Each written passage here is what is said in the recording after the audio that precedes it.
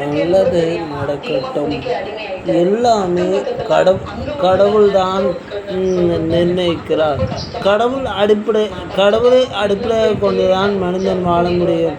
மனிதன் வாழ்வதற்கு கடவுள் ஒரு நீதிகளை குறிப்பிட்டிருக்கிறார்.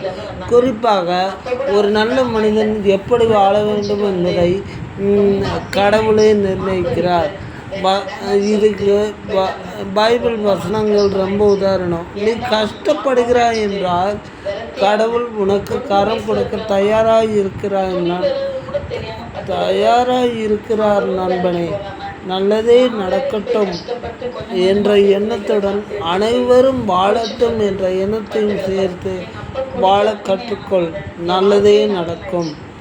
எப்படியேனும் வாழலாம் என்ற எண்ணம் என்றைக்கும் ஏற்றம் தராது. அந்த எண்ணத்தை விட்டொழித்து நல்லதே நடக்கட்டும், எப்படியேனும் வாழலாம் என்ற எண்ணத்தில் இருக்க மாட்டேன் என உறுதிமொழி எடுத்துக்கொண்டு செயல்படு. நன்றியுடன் ஐயம்பெருமாள்.